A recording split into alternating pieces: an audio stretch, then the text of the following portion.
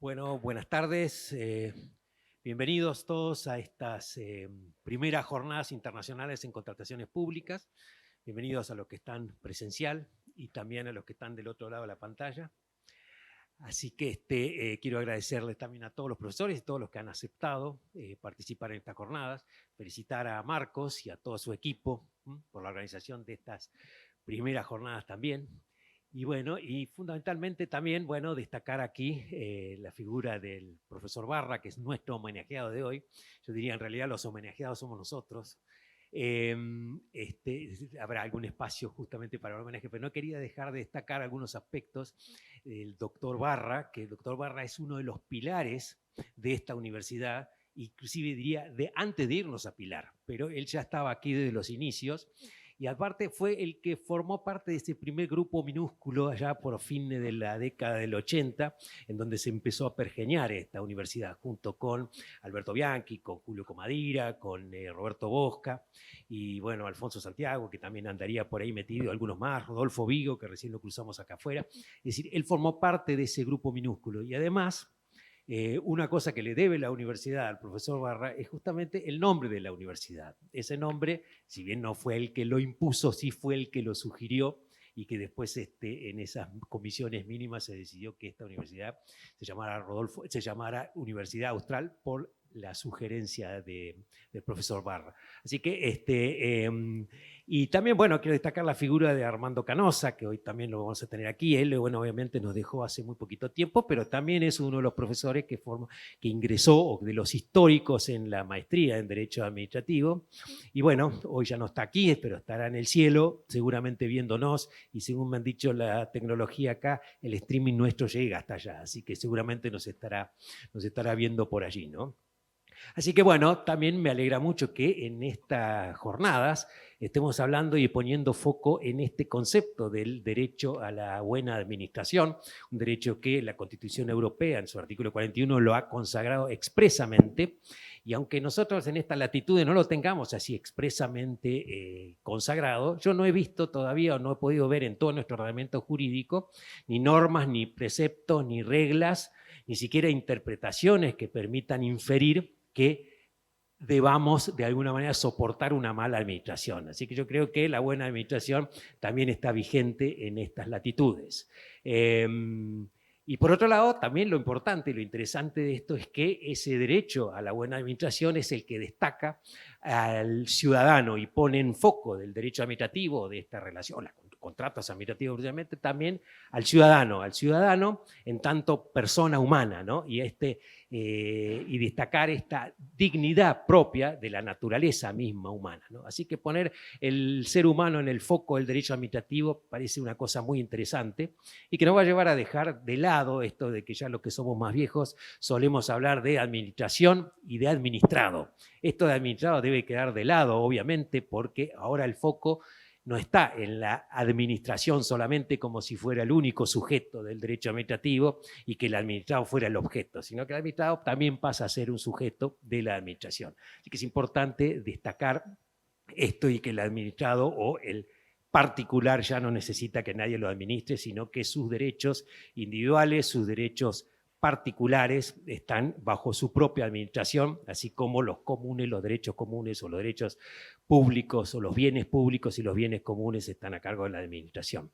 Así que bueno, me parece importante esto de destacar el aspecto de la persona humana en el derecho administrativo, y yo espero que, bueno, después de estas jornadas y otras que se seguirán haciendo, este concepto se arraigue lo suficiente y que no solamente lo comprendamos con la razón, sino que además lo asimilemos con la conciencia, ¿no?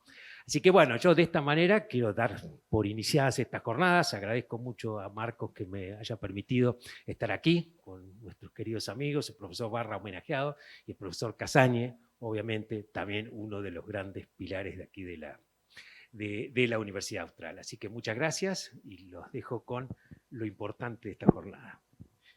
Bueno, muchas gracias, Jorge. Realmente estoy muy orgulloso de haber logrado organizar este evento después de mucho trabajo, que por ahí no se ve, diríamos, el día que llegan las jornadas, pero son muchos días de organización. Entonces quiero agradecer a todo el equipo, a colaboradores, moderadores, a la gente de la Universidad Austral, del departamento, la gente de marketing, de admisión. Realmente sin ellos es imposible hacer una jornada como esta. Tenemos más de 1.200 inscriptos, es decir, es una jornada híbrida, con lo cual no solamente en Argentina, sino tenemos colegas de México, Ecuador, Perú, Chile, Uruguay, de Italia, España, República Dominicana, Brasil, Paraguay, entre otros países que nos acompañan, que se han inscrito de manera virtual. Así que a todos ellos, muchas gracias por estar con nosotros. Yo voy a ser breve, vamos a tener 2 días para hablar de las contrataciones públicas, así que para no demorar el inicio y ser puntuales, le voy a dar la palabra al doctor Juan Carlos Casañe. El doctor Juan Carlos Casañe va a hablar sobre la teoría del contrato público y sus principios generales. Doctor, tiene la palabra. Bueno, muchísimas gracias. Ante todo me uno al homenaje que le dedicamos hoy al profesor Rodolfo Carlos Barra, un homenaje que, a pesar de que esta jornada es híbrida, no es híbrido, porque realmente el doctor Barra tiene méritos suficientes como para ser considerado uno de los grandes juristas argentinos. Yo tuve el privilegio de conocerlo como alumno en los cursos de especialización de la Universidad de Buenos Aires y desde allí apreciar la calidad de profundidad de su pensamiento, volcado en infinidad de obras, ¿no? Porque el doctor Barra es uno de los escritores más proficuos que ha habido en el derecho administrativo argentino. Y además son obras todas que tienen pensamiento, ¿no? No son descripciones de cosas que otros han escrito, sino más bien reflexiones que apuntan siempre un poco en el sentido de mejorar la condición de las personas y la eficiencia del Estado para llevarlo a la modernidad. Un poco ha sido esa siempre la lucha que ha mantenido Rodolfo, que ha escrito ya unos 4 tomos de un tratado que quedó inconcluso, pero que ahora lo hemos convencido que lo tiene que terminar, agregándole los 2 que también ha escrito separadamente. De manera que eso probablemente en los próximos años ustedes puedan disfrutar de esa magnífica obra realmente tan profunda y tan bien pensada, como yo dije antes. Además, con él hemos colaborado en muchas cosas, sobre todo en la reforma del Estado, ¿no? Tuvimos el privilegio de trabajar juntos y también en la organización de la Universidad Austral, que fue una idea de Rodolfo que empezó con los cursos que organizaba el CUDES hace muchos años, ¿no? Que él después no pudo proseguir porque lo atrajeron un poco las funciones públicas y tuvo que dejar un poco en ese momento, estaba todo armado ya para que él condujera ese proceso. Igualmente, vaya mi homenaje también a todos los que han colaborado en la creación de esta magnífica universidad, especialmente al doctor Comadilla, que lo recuerdo también con mucho afecto. Bueno, el tema de la contratación pública, yo tengo unos pocos minutos. Si ustedes pretenden que en 15 minutos les dé alguna idea, voy a tratar de leer alguna cosa que he traído, que ya estaba publicado antes, pero que lo voy a matizar un poco con algunas reflexiones nuevas, ¿no? Y yo diría que esta teoría del contrato público no ha podido sustraerse, al menos en el derecho europeo. Entre nosotros no, en Argentina esto es un desastre. Acuérdense que la Argentina va siempre en contra de toda la corriente mundial, ¿no? No ha podido sustraerse a las tendencias que impone la globalización, la cual empuja hacia la modernización de las instituciones para hacer compatibles las reglas y principios de cada derecho nacional con el que rigen en los ámbitos comunitarios, regionales o incluso mundiales. La crisis ha despertado también la necesidad de utilizar como herramienta económica la institución del contrato público, en línea con el objetivo de tutelar la competencia, tanto en las típicas contrataciones en que parte de la administración pública, como en aquellas que por su envergadura las empresas privadas ejercen una posición dominante en los mercados y pasan a ser regidas también por el derecho público, imponiéndose, por ejemplo, el requisito de la selección de los contratistas con arreglo al principio de la concurrencia. Esto es como una invasión inversa del derecho público en el derecho privado. Esta evolución ha sido lenta, pero el hecho de asentarse en fuertes pilares jurídicos y adaptarse a la realidad que exhibe cada tiempo histórico explica de algún modo su permanencia, a pesar de los embates que sufre por el proceso de mundialización y de los derechos supranacionales, que no obstante su limitación territorial, no dejan de ser globales en sus respectivos ámbitos, ¿no? Por ejemplo, el derecho comunitario europeo o hoy día el derecho interamericano, también que está teniendo un desarrollo importante. La paradoja es que muchas de las cosas que han sucedido fueron en cierta manera anticipadas hace un siglo, ¿no? Yo acá les iba a destacar un poco la obra de Oriú, Los principios de derecho público, que está muy bien comentada recientemente no recientemente, hace unos 2 años, en un trabajo que publicó Jacqueline Morin de Villiers en la revista de Derecho Administrativo, en que la autora desmenuza con auténtica maestría el pensamiento de Oriú sobre la vitalidad para enfrentar la problemática que plantea el contrato administrativo relacionándolo con la teoría del Estado y con la institución, ¿no? ¿Qué es lo que dice Oriú? Oriú habla de una asociación, de la idea asociativa para regir toda la contratación pública. Una idea que condice con las actuales tendencias que tienden precisamente a darle más importancia a la participación de la sociedad en las relaciones con el Estado que la que tenía antes, bajo una relación más bien de colaboración que de subordinación, ¿no? Y esa armonización es realmente, digamos, la base del derecho administrativo moderno. El doctor que me precedió en el uso de la palabra dijo que realmente el derecho administrativo había cambiado un poco la perspectiva. Y hoy en el Correo Gallego acaba de salir un artículo de Jaime Rodríguez Arana, donde habla de un nuevo derecho administrativo. Y precisamente un poco lo que decía recién el decano de ustedes. Yo creo que el derecho administrativo todos los días es nuevo, porque es un derecho infiel. Entonces, hace bien Rodríguez Arana en destacar esto, porque hay que llamar la atención qué es lo que ha cambiado. Mucha gente no se da cuenta de lo que ha cambiado. Vamos hacia a lo que se llama el Estado regulador y garante, donde ya el particular deja de ser un sujeto, digamos, sometido a las prerrogativas del poder público, sino que pasa a ser un colaborador desarrollando él mismo la función pública, ¿no? En colaboración con la administración, que se limita básicamente a regular y a controlar. Pasa a ser lo que se llama, en ese libro también muy bueno de Ricardo de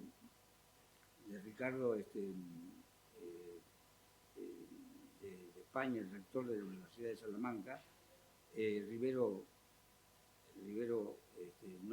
Isen es el padre, Rivero Ortega, y se llama El Estado Vigilante, que es muy bueno, ahí describe todo el proceso de evolución del Estado. La contratación pública plantea una serie de dilemas, como ustedes saben. El primer dilema es qué tipo de contrato tenemos ahí enfrente, ¿no? Y lo que se ve y se aprecia es que tenemos distintas formas, pero todas ellas se reconducen a categorías un poco más superiores. Una de las cuales es el contrato administrativo. No quiere decir que las otras no existan, que no existan los contratos privados o regidos por el derecho privado de la administración, ¿no? ¿Y cómo se definiría el contrato administrativo? Yo creo que primero por perseguir una finalidad inmediata de interés público, ¿no? Que es una finalidad propia, digamos, de la función administrativa. O si se quiere, más gráfico esto, seguirse el criterio del giro o del tráfico normal de la administración pública, un criterio que proyectó en su momento García Enterría y que está en la legislación española, ¿no? O la causa inmediata y relevante de interés público, como dice, por ejemplo, Solas Rafeca. O sea, un criterio material para definir un poco. Es muy fácil distinguir un contrato que tiene una finalidad comercial o civil de un contrato administrativo si vemos eso. Y si vemos las competencias que tiene el Estado, también resulta fácil, porque esas competencias se relacionan siempre con el interés público, ¿no? Después, el segundo punto es por contener un régimen típico del derecho administrativo con prerrogativas de poder público. Acá, el primero que lo ha desarrollado mejor, me parece a mí, ha sido precisamente el doctor Barra, que ha hecho los primeros estudios sobre el tema del equilibrio entre las prerrogativas y las garantías, ¿no? Que todos lo decían un poco más, pero nadie lo explicaba bien en su fundamentación filosófica. Realmente eso es notable en la obra de mi querido discípulo. Y en tercer lugar, diría yo, un sistema de selección fundado en los principios de publicidad, igualdad y concurrencia. Y creo que esto, aunque es una zona hoy día común de la contratación administrativa, es la característica, esas tres cosas son las tres características que encuadran en la figura del contrato administrativo. Lo demás es contratación que se rige fundamentalmente por el derecho privado, pero no excluye que la competencia y algunos principios del derecho público siempre van a estar presentes en esas contrataciones privadas que realiza la administración. Porque a pesar de que ha habido leyes que excluyen, como ustedes saben, la sociedad del Estado, los requisitos exigidos por la publicidad y la concurrencia, entre ellos la licitación pública, esto parece que no fuera bueno y en general no ha sido la tendencia seguida en todos los países del mundo. Pero como nosotros siempre nos caracterizamos por no seguir lo que hacen los países más adelantados del mundo, tampoco nos debe llamar la atención que ocurra eso en la Argentina, pero debemos trabajar para tratar de ubicar el tema de la contratación pública en sus justos términos, ¿no? Yo quería referirme un poco al tema de los principios generales, que es el tema que vengo trabajando hace años. Porque hay, en toda la obra de Barra se percibe claramente, hay un conjunto de principios que son generales y que son al mismo tiempo superiores, en el sentido que tienen una jerarquía superior a las normas. Entonces, esto me parece a mí es fundamental en la teoría de los principios, distinguir lo que es norma, lo que es principio, lo que es un valor. Los constitucionalistas muchas veces se confunden con el tema de los valores y los principios. Los valores son bienes, ¿no? Pero no son obligatorios, no son vinculantes. La amistad, por ejemplo, que nos une acá a muchos de nosotros, es un valor que duda cabe, pero no es vinculante, no obliga. En cambio, un principio siempre es un mandato vinculante. Pero un mandato vinculante, ¿qué? ¿Con qué características? ¿Cómo lo distinguimos de las normas? Lo distinguimos de las normas de acuerdo con la doctrina alemana más común, más autorizada, porque son mandatos vinculantes carentes de supuestos de hecho. La norma siempre tiene supuestos de hecho, el mandato vinculante y la consecuencia jurídica. El principio le falta todo eso. Y eso es lo que de alguna manera hace que los que lo aplican de alguna manera tengan que crear la norma. O sea que en definitiva también haya, como decía Manuel Atienza, también haya un proceso de subsunción, no solamente de aplicación o de ponderación de los principios, sino luego hay que crear la regla y recién a partir de allí aplicarla. Por eso son tan importantes los principios generales del derecho en la contratación pública y en la contratación general, ¿no? En la contratación regida por el derecho privado que realiza la administración. Estos principios generales prevalecen siempre sobre las normas, aunque no estén escritos. Por eso el principio de buena administración al que vuestro decano se ha referido al comienzo, aunque no esté escrito ni recogido en el derecho positivo, no deja de ser un principio. Y probablemente esto está ocurriendo en muchas de las ramas jurídicas nuestras, inclusive, desgraciadamente, en el derecho de las personas, por ejemplo, en materia de género, se ha inventado la aplicación de un soft law nuevo con un protocolo que no tiene ninguna vigencia en la Argentina, pero eso va contra el derecho natural, eso es diferente. Emplea la misma técnica, pero contra el orden natural, ¿no? Es el protocolo de Yogyakarta. Lo usan en muchos fallos judiciales, en las cámaras civiles, también para justificar la autonomía personal en el cambio de género. Bueno, yo lo que les quiero decir que el tema de los principios es fundamental, el tema de los principios siempre está presente en el campo de la contratación pública desde el Pacta Sunt Servanda, hasta el principio general de la buena fe, que es fundamental. La buena fe, yo les recomiendo leer el libro de González Pérez sobre ese punto, como principio general del derecho, no solamente del derecho civil, sino del derecho público. Es fundamental en el derecho administrativo de la contratación pública. Y la buena fe, de alguna manera, viene a presidir todos los otros principios y subordinados siempre a lo que dijo recién el decano de ustedes, el principio de la dignidad humana, que siempre tenemos que preservar, y que ese es el centro de todos los principios, la defensa del ser humano. Bueno, muchísimas gracias a todos y con esto doy por terminada mi exposición de esta mañana.